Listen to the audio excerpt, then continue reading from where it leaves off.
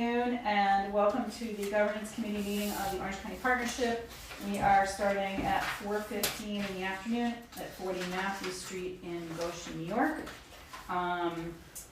We have present Kurt Kaler and Sandy Mathis and Mary Beth Bianconi. So we have a quorum of the Governance Committee. It was a 4-member board. We have 3 members present. And I make a motion to go into executive session to discuss financial credit or employment history of a particular person. In this case, it is our annual review of our president and CEO, Connor Eckert. Do I have a second? Second. All in favor? Aye. So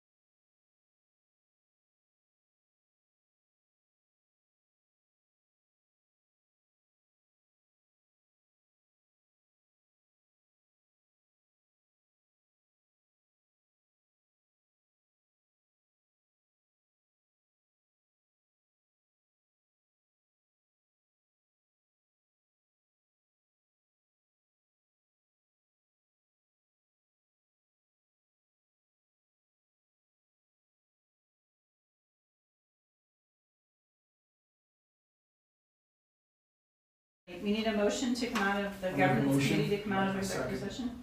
All in favor? Aye. All right. And adjourn the meeting? Yes. I'd like to Motion? make a motion to adjourn governance? Second. All in favor? Aye. All right. Good afternoon and welcome to the Orange County Partnership Board of Directors meeting for December 16th at 40 Matthew Street in Goshen. I'm Mary Beth Bianconi and today is Tuesday, December 16th. It is now 4:48. We are in the conference room of the Partnerships Board meeting. Partnership office is at 40 Matthew Street. I don't like reading things. This public meeting is being live streamed. Notice the meeting was published in accordance with New York State Open Meetings Law. The Governance Committee met and performed the annual review of our CEO, Connor Eckert. Governance Committee would like to present these results to the board. So the Orange County Partnership has established a performance evaluation plan for the president and CEO of the Orange County Partnership, detailing specific performance criteria and corresponding additional compensation to be paid if the performance criteria are met. The level of achievement has been compared to the listed metrics to track goals and exceptional performance, with additional compensation awarded annually at the discretion of the board based on recommendation of the Governance Committee. The CEO has previously presented his budget, program, and organizational plans to the board. The approved budget and plans serve as the goal for each performance evaluation category. The Governance Committee compared annual results against these plans to make a recommendation for additional compensation. Additional compensation is discretionary annually and amount up to 25% of base salary. The performance evaluation categories are financial, programmatic, and organizational management. Financial involves adherence to the budget, expense control, and revenue enhancement. It is up to 40% of the total additional compensation to be awarded. Programmatic is the advancement of the mission of the organization in durable, demonstrative, and meaningful ways. It is also up to 40% of the additional compensation. And organizational management involves the development and utilization of staff, board members, and standing, as well as ad hoc committees to carry out the work of the organization, and that is the potential of 20% of the additional compensation to be awarded. The Governance Committee met earlier today to compare the work of President and CEO Connor Eckert since his elevation to the position in June of 2025 against key performance metrics, KPIs, as outlined in the performance evaluation plan that is attached as Appendix A of the President and CEO's employment contract. It is noted that this evaluation is based on only 6 months of effort. The committee conducted an independent evaluation and shared findings with Connor Eckert.